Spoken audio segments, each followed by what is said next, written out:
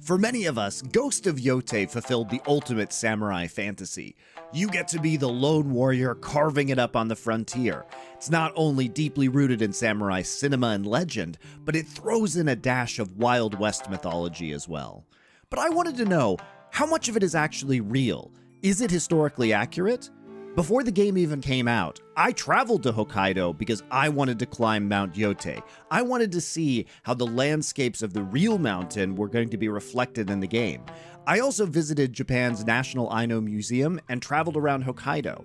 Not only that, I wanted to immerse myself in the history, so I read books on Hokkaido, the Warring States period, and Ainu mythology. And I even cooked a bunch of food that would have been eaten in the era of the game. Now, before we get into the nitty-gritty of the history, let's just start with how they represent the mountain, Yotei. This actually looks this looks exactly like being on Yotei, by the way. Oh my god, it looks perfect. God, look at that. Wow, they really did a good job. Holy look, they absolutely nailed it, guys. Look at that. Now look at that. It's so good. Damn. I'm blown away by this. I never, ever thought it would be this good. I was afraid that before I played this game that they would just kind of like have you run up Yotei and not make a big deal out of climbing it. But I do like that they made climbing it like a process. I did not think that they would make the climb this involved. And I did not think that they would do such a good job of representing this. Awesome.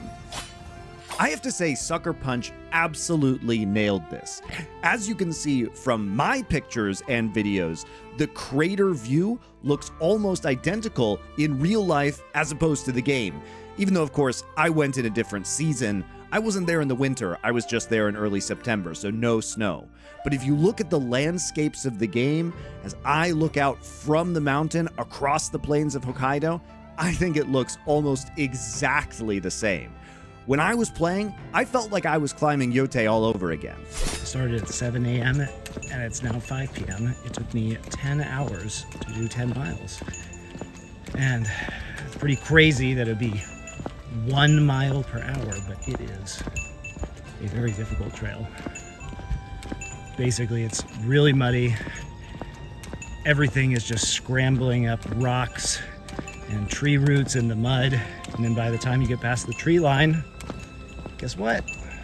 It's all volcanic scree, so you just slip around. It is a rough climb up Mount Yōtei, but it was very beautiful at the top. I've been hiking in mountains all my life. I'm in pretty good shape, and this thing still just kicked my ass. Credit to you, Yotei-san. You are very powerful. But there is a fun little detail here. The name Yotei would have never been used in the period of this game. The mountain only got that name in 1969. In 1603, it was called Shiribeshi-yama. So, Yotei sounds a lot cooler, but technically, it would have never been used during this period. Now let's get into the history.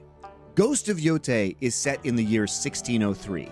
And this is a very special year in Japanese history because it's the first year of the Edo-period, which recognizes when Tokugawa Ieyasu became shogun and ended centuries of civil war.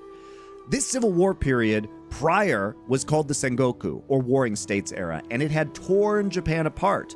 But the new shogun's government began more than 2.5 centuries of peace. At long last, the mainland of Japan was finally pacified, and this allowed the shogun's eyes to turn north to the frontier island of Ezo, which is now called Hokkaido.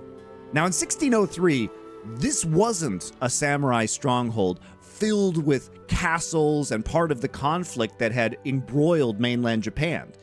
It was basically just a vast wilderness. It was home to the indigenous Ainu people who are culturally, ethnically, and linguistically distinct from the Japanese, who were called the Wajin. The Ainu vastly outnumbered the Wajin here, and they lived in small villages called kotan that were surrounded by forests, rivers, and mountains.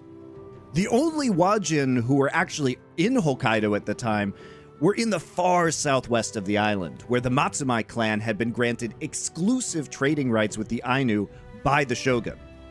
Matsumae Castle, the first and only Japanese castle ever built in Hokkaido, wasn't even finished until 1606, which is 3 years after the game takes place. This is hilarious. In 1603, there were exactly 0 castles. Zero in Hokkaido. In 1606, there was 1 that was built in Matsumae down here on the Oshima Peninsula. Yeah, this would not be there. So all of the impressive fortresses, the inns, the towns that you see in Ghost of Yōtei, they didn't exist at all. The Oni's castle, the fortified villages, all pure fiction. But they are perfect for the samurai fantasy. Now, moving forward in time, some people would describe Hokkaido's history as Japan's Wild West because it was full of settlers, farmers, outlaws. And that's true, but it all happened in the 1800s. In 1603, Edo was still very raw and untamed. It was ruled by nature and the Ainu. Sucker Punch has taken the colonial frontier idea of Hokkaido from the 19th century and folded it into the samurai world of the 17th. And that creates a hybrid that feels cinematic and mythic. And it really reflects the samurai films of the 1950s and 60s that directly inspired this game.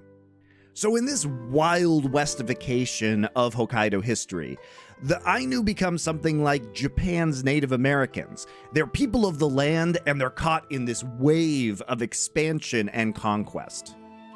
But who are the Ainu really? We know they're the indigenous people of northern Japan, Hokkaido, Sakhalin, and the Kuril Islands, and they have their own language, customs, and religion. They lived in kotan, which are villages of wooden homes that center around open hearths that they used for cooking and ceremony. Each house also had its own altar where offerings were made to the household gods. For food, they often hunted deer, salmon, and bear, and they gathered wild plants. They farmed barley and millet, not rice. And in trade with the ethnic Japanese, they offered animal pelts and feathers in exchange for rice, sake, lacquerware, and metal tools. All right, we got a kotan. Hooray. I like how it took us till we get like way to the north to reach an Ainu kotan, because realistically, in 1603, these kotan would have been most of the island.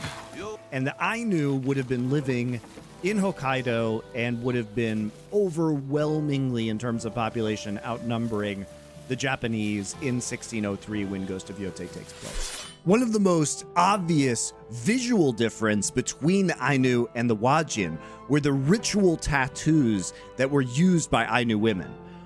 In Ainu culture, only women were tattooed, and they had dark blue bands around their mouth, hands, and arms.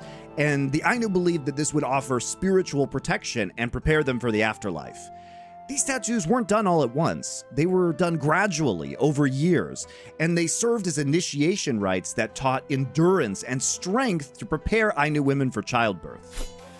And they would have done this with metal knives later on, like kind of a curved metal knife. But before they had metal, they would do this with an obsidian blade, and to prevent it from penetrating too deeply, they would wrap it with like string so it could only go, so far into the skin. So they would prick with probably, I don't know exact, probably with soot, I would guess, from a fire. They would prick it and soot to create the tattoo. So this is very accurate, by the way.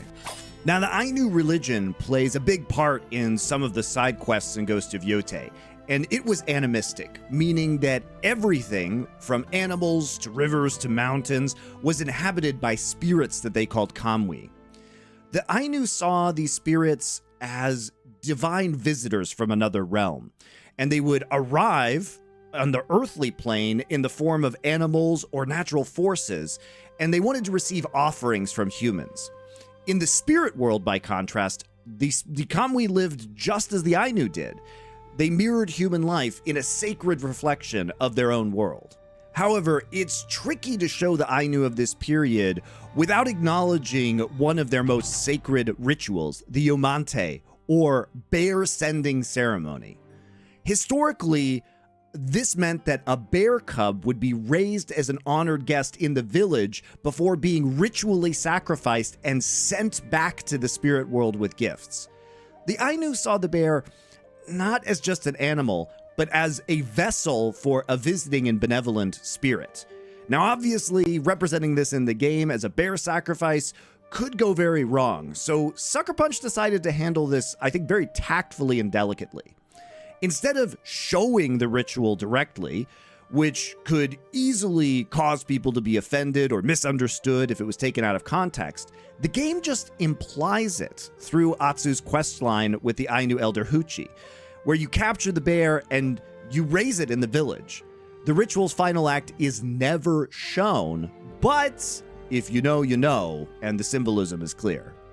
If you know what this means, you understand what will happen. So at least they imply it, so I appreciate that. Now, moving beyond the Ainu, what about the central plot? What about Lord Saito and his attempt to carve out his own kingdom in Hokkaido? Now, that storyline is likely inspired from a much later moment in history called the Republic of Ezo, which was formed in 1869 by ex-samurai who fled to Hokkaido after the end of the Edo period and the fall of the shogunate. Much like Saito in this game, they tried to build a new realm in a frontier beyond the reach of the government. But that happened more than 250 years after the Edo period began in 1603. So yes, Ghost of Yōtei does bend the timeline of Hokkaido history, as we might expect from a work of fiction, but it does it with a very clever purpose. Sucker Punch compresses hundreds of years of Hokkaido's history into a single dramatic moment. It combines the samurai world of the 1600s with the frontier spirit of the 1800s and adds ninjas, spirits, and supernatural swordsmanship, because we all like a little bit more fun. And well, not every historical detail is accurate. The feeling of Hokkaido, the isolation, the beauty, the wildness is absolutely real.